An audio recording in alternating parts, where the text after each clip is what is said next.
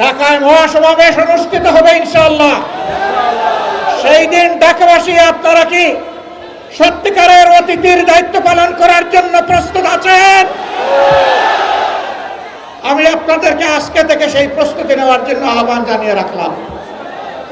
পরবর্তী কর্মসূচিগুলো আমাদের এই দাবি আদায়ের লক্ষ্যে আমি এখন আপনাদের সামনে ঘোষণা করছি। 5ই সেপ্টেম্বর ঢাকা থেকে চট্টগ্রামের পথে লং মার্চ। আমরা পরিষ্কার বলে দিচ্ছি, এই লং মার্চ জনগণের দাবি আদায়ের জন্য। অতীতের কায়দায়, ফেসিবাদী কায়দায় আমাদের লং মার্চে যেন কোনো বাধা দেওয়া না হয়।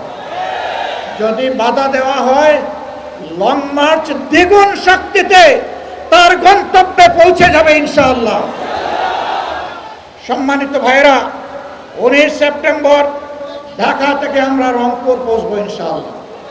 রাস্তায় অনেকগুলা সভা হবে, জনগণের মনের কথা শুনবো, আমাদের কথাগুলা জনগণকে বলবো। এইভাবে বাংলাদেশের জনগণকে পরবর্তী বড় আন্দোলনের জন্য আমরা তৈরি করতে চাই ইনশাআল্লাহ।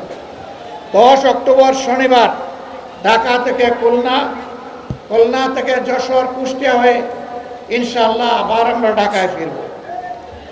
একই লং মার্চ। 24 অক্টোবর শনিবার ঢাকা থেকে সিলেটে রেলপথ যাত্রা হবে, মার্চ হবে। কেন রেলপথ? কেন? সব জায়গায় সড়ক পথ, এখানে আবার রেলপথ কি জন্য? যেহেতু জামাতে ইসলামের আমিরের বাড়ি সিলেটের জন্য, তাই না? জি না, এটার জন্য। সিলেটের রাস্তাতে এখন আর কোনো মানুষ চলাচলের কোনো ব্যবস্থা নেই। শত শত গাড়ি যখন সিলেটের পথে রওনা করবে, জনগণের চরম ভোগান্তি হবে। এইটা বিবেচনায় নিয়েই আমরা রেলপথটাকে বেছে নিয়েছি। তারপরে 14 নভেম্বর 2016 ঢাকাবাসী, আপনাদের কাছে জানতে চাই, বাংলাদেশের প্রত্যেকটি গ্রাম থেকে, পাড়া থেকে, মহল্লা থেকে আমাদের ভাই বোনেরা ঢাকার দিকে রওনা করবে।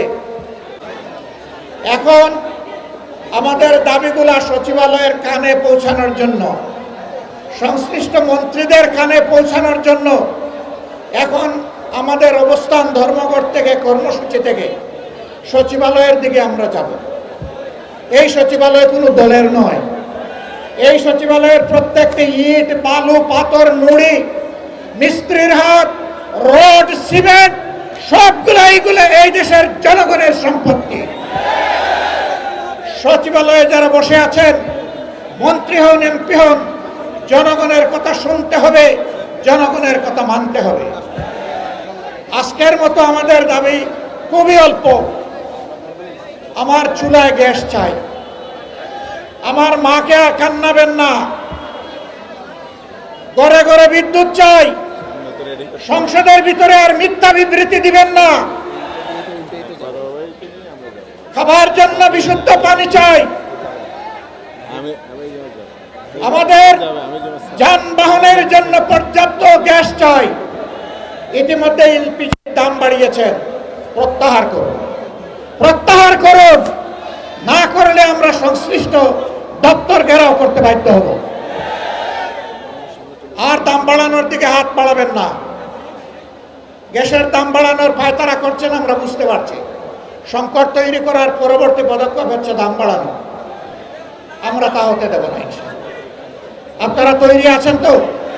তৈরি থাকবেন। বাংলাদেশ জিন্দাবাদ, 11 দলীয় ঐক্য জিন্দাবাদ,